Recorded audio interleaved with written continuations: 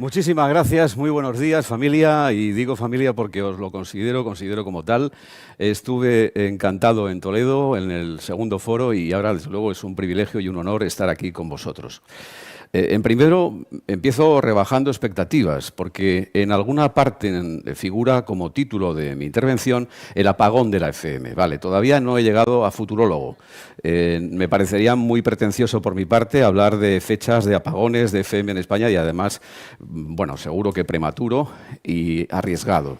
Lo que propongo es compartir con vosotros una serie de reflexiones en torno a por dónde puede tirar la FM, por dónde puede tirar sobre todo la vida de la FM, que ahora mismo sigue siendo el canal predominante. La radio ha cumplido 100 años y todavía seguimos con una tecnología del siglo pasado, ¿no?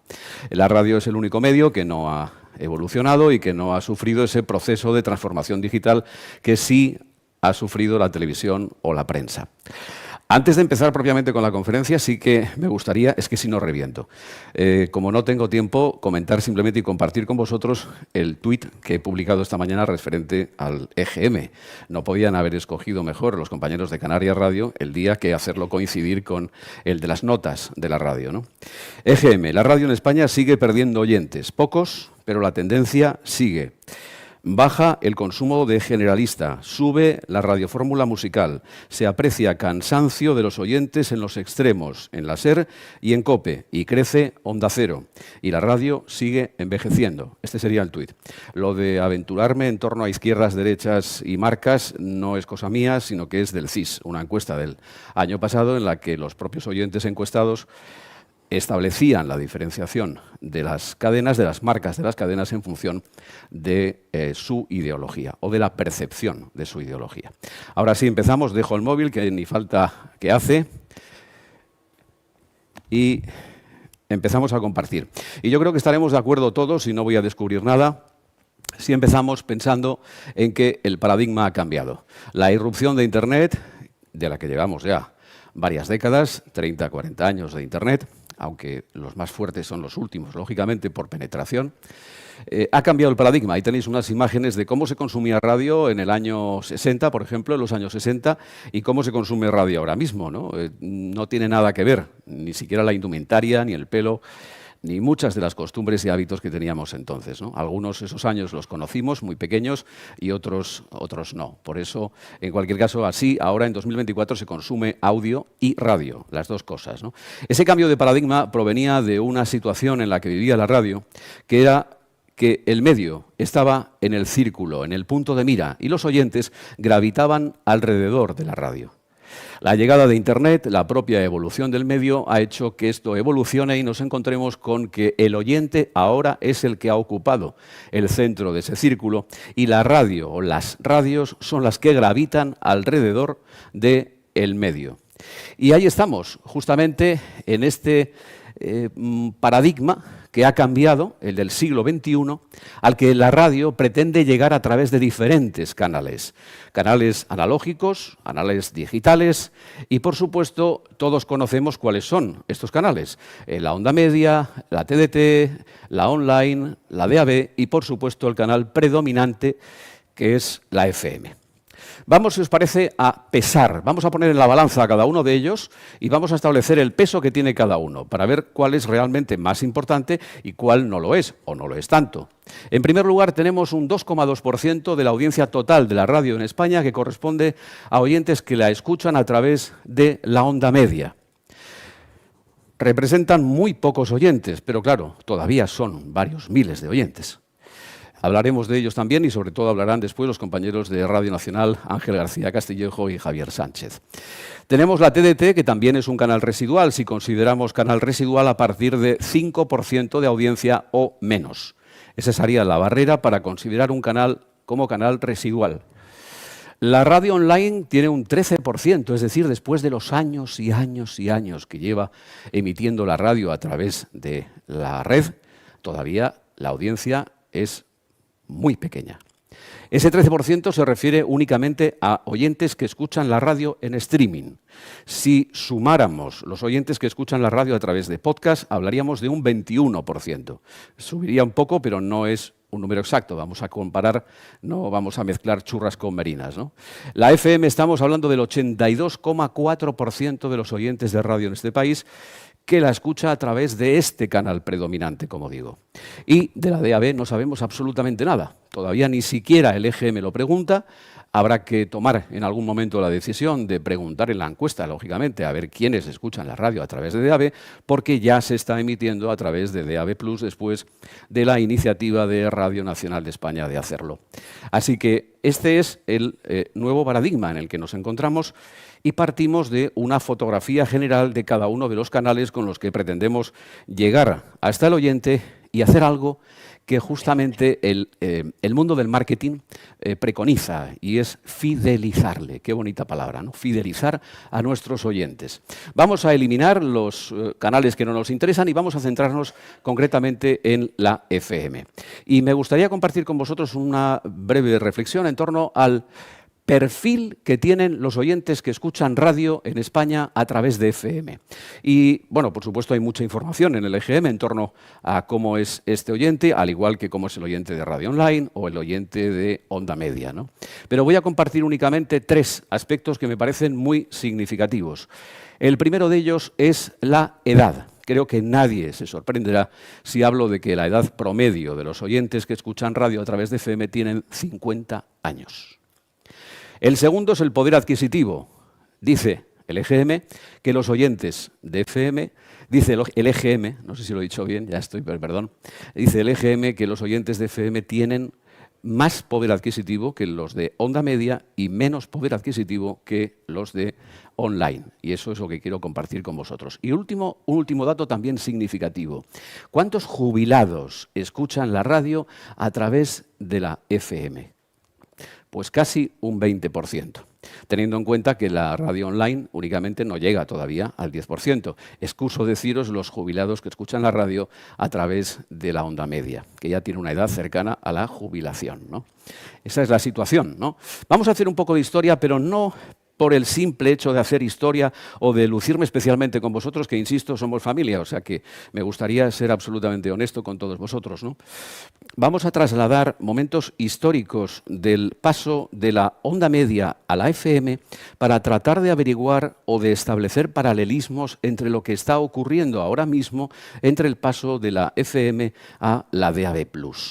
¿Hay concomitancias? ¿Hay parecidos? Vamos a verlo y os pido que me acompañéis. 65 años de FM en España. De nuevo, un organismo, una institución, una radio pública que lidera el proceso de introducción de un nuevo canal, como ha ocurrido ahora. Radio Nacional de España. Vamos a ver.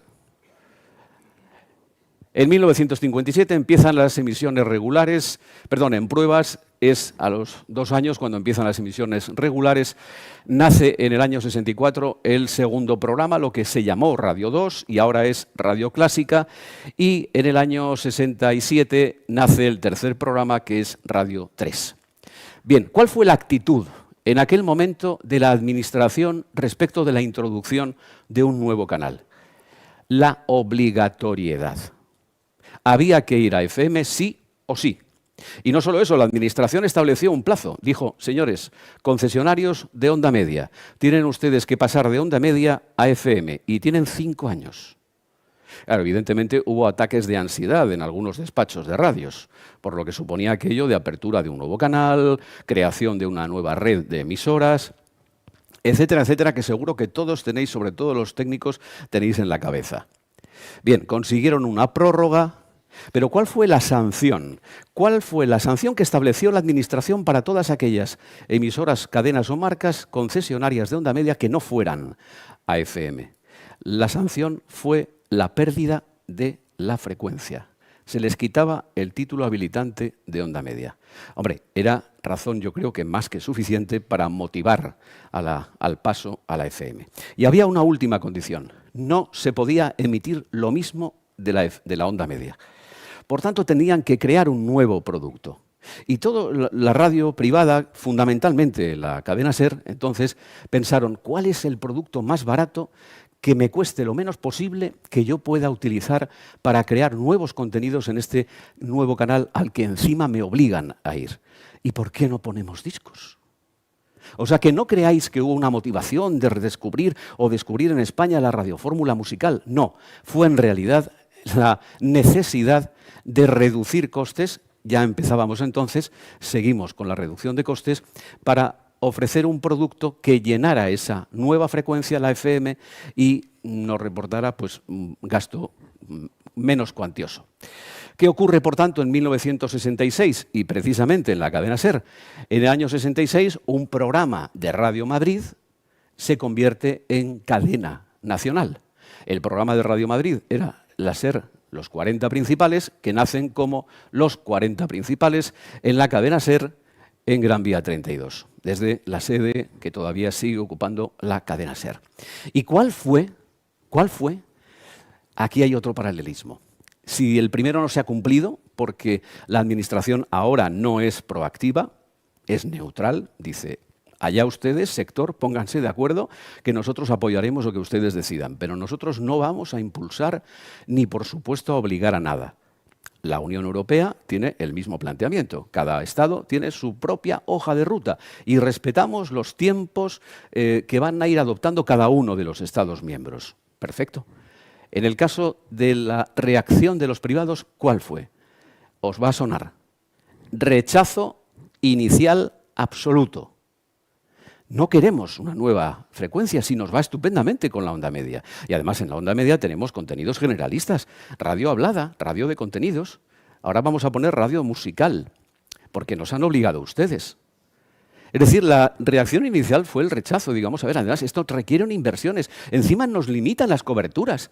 ¿Pero qué es eso? Si por un poste de onda media a lo mejor necesito 3 o 4 de FM para cubrir el mismo área geográfica, la misma área geográfica. Y además dudaban también de los resultados. ¿Esto me va a beneficiar desde el punto de vista de la audiencia? ¿Desde el punto de vista de los ingresos? Había muchas dudas y, por tanto, el rechazo fue la reacción inicial del sector privado. Seguimos avanzando. En el año 65 se produce, por tanto, la radio empieza, pero empieza en FM casi de forma no testimonial, porque creció, estuvo en torno a 8, 9, 10%, pero no despegaba, hasta que en 1982 nace algo que seguro que los más veteranos del lugar recuerdan. Se llama Antena 3 de radio. Antena 3 de radio demostró varias cosas. Primero, que se podía hacer una radio diferente a lo que se venía haciendo hasta ahora. Y luego demostró una cosa más importante. Y es que aquella especie de acuerdo tácito que establecía que la radio en onda media era radio de contenidos y la radio de FM era radio musical. No, ¿quién lo había escrito? ¿Quién había establecido esa diferenciación? Eso no existía. No, aquí llegó Antena 3 de radio y demostró que la FM también valía para transmitir contenidos.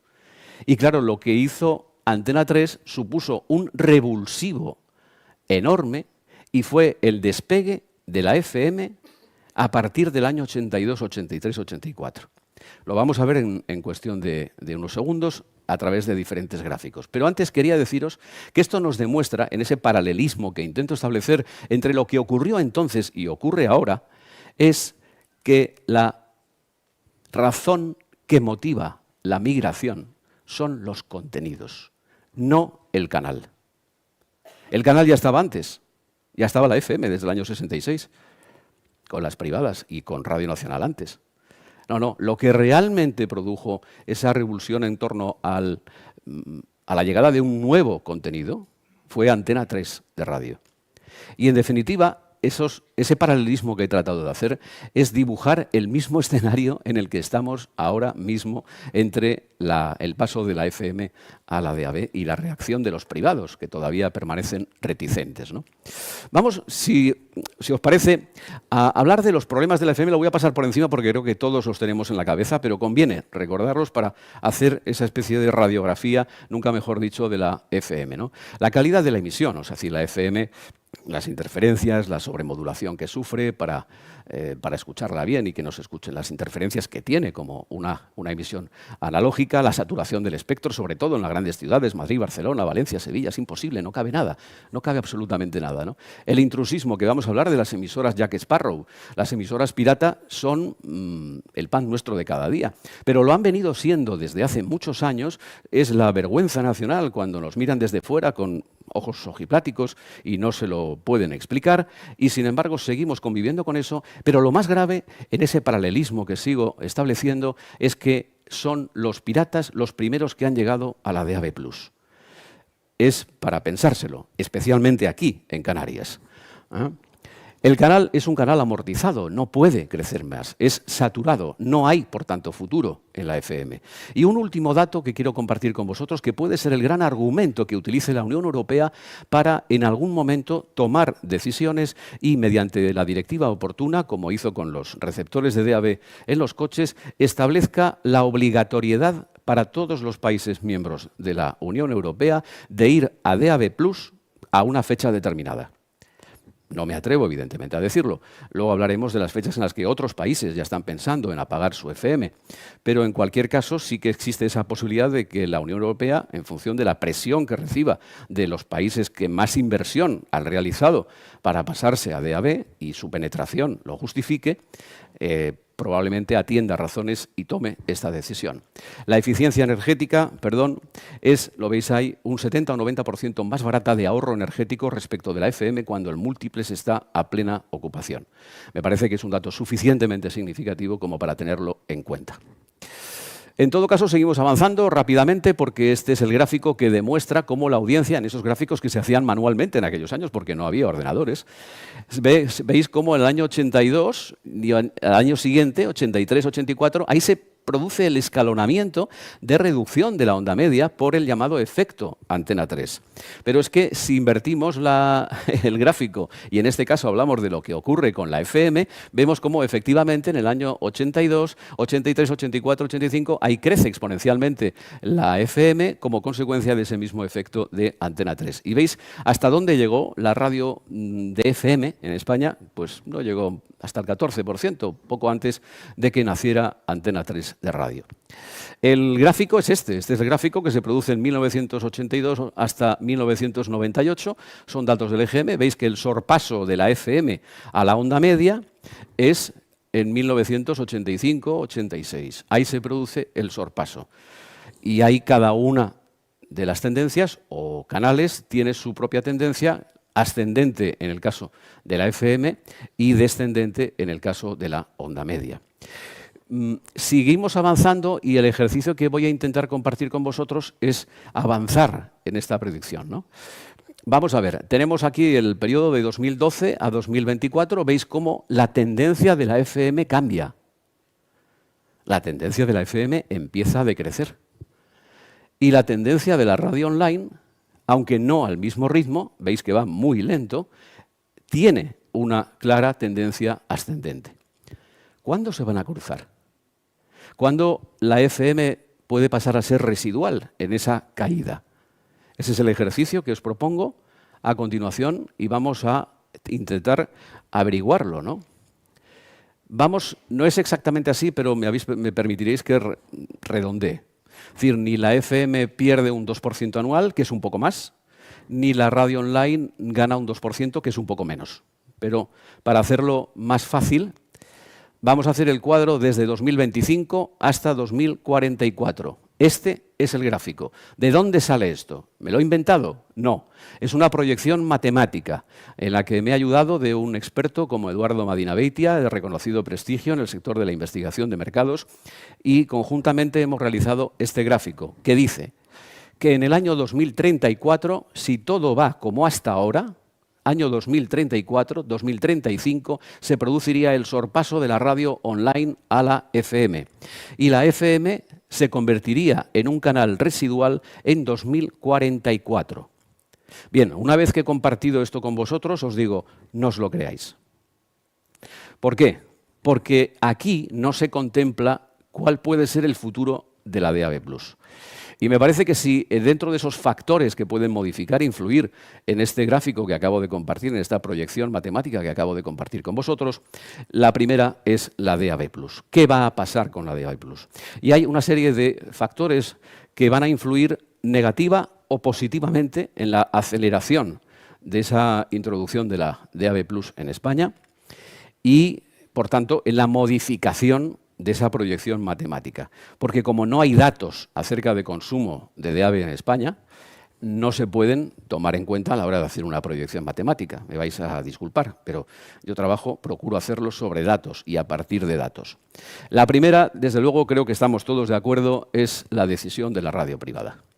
Ahora mismo, tal y como está y tal y como se han manifestado en público sus responsables, los responsables de las distintas marcas, está claramente en contra, con lo cual influye negativamente. Si la radio privada no se suma de forma determinada y vocacional y motivadora a la DAB+, el futuro de la DAB+ puede estar comprometido y podemos vernos, por tanto, en un escenario muy parecido al del año 2000 con la DAB. Que hemos arrastrado 24 años de absoluta inoperancia, de silencio, en definitiva. Nadie sabía que se estaba emitiendo, pero las marcas estaban pagando religiosamente sus costes a Celnes, ¿no? El escenario internacional y el efecto arrastre, lo que está ocurriendo en Europa. Hay grandísimas inversiones y, sobre todo, una decisión unánime de la mayoría de Estados miembros de la Unión Europea y de los que no lo son, también del continente europeo, por apostar por la DAB+. Hay países incluso muy alejados de nosotros, como por ejemplo Australia, que tienen también una base muy importante y una penetración muy significativa de DAB+, al igual que el desarrollo. En este caso, esto influiría positivamente. Seguimos. La posición de la Unión Europea. De momento he dicho, como es conocido, que ni dice no ni dice sí. Sigue a la expectativa de qué es lo que deciden cada uno de los Estados miembros, ¿vale? En algún momento tendrá que tomar una decisión. Insisto, a la vista de las presiones, de los lobbies que los hay también, por ejemplo, el de los fabricantes, y de las propias industrias radiofónicas de cada uno de los países miembros. Seguimos apuntando factores como, por ejemplo, la indefinición. Este me parece muy grave. Estamos hablando del debate sobre el futuro de la radio, no sobre el futuro de la radio privada o de la radio pública. No, estamos hablando del futuro de la radio. Y la radio, como sector, debería decidir de una vez por todas, y ya vamos tarde, ¿qué quiere ser de mayor? ¿Qué decisión quiere tomar para garantizar la personalidad de la radio, sus propios canales o quedarse diluidos en el mundo IP? Son decisiones que tiene que tomar la radio. Pero todavía estamos con el debate de no, los privados por un lado, los públicos por otro. No, es que la que se juega su propio futuro es la radio, no la radio privada o la radio pública. Esos son métodos de financiación diferentes. Pero el medio tiene que decidir qué quiere ser de mayor. Por tanto, puede ser negativo o puede ser positivo en función de si eso se produce o no se produce. No hay tampoco foros en los que se puedan tomar estas decisiones y se pueda apostar por una clarificación de la situación que rodea a la radio. Y por último, la posición de algunos países. Y en este caso voy a citar otro elemento que se ha producido además en los últimos meses, y es que Bélgica ha manifestado públicamente su intención de pedir a la Unión Europea un plan para la transición digital de la radio que obligaría a todos los Estados miembros a ir a DAB a una fecha concreta. Lo que os decía antes lo mío era una suposición. Ahora está apoyado por una petición, un anuncio de petición formal por parte de la radiodifusión belga. Es algo, insisto, que de nuevo está cambiando el escenario, las coordenadas de la radio DAB en España, en nuestro país y en Europa. Bien, rápidamente voy terminando. El entorno, el apagón de la FM.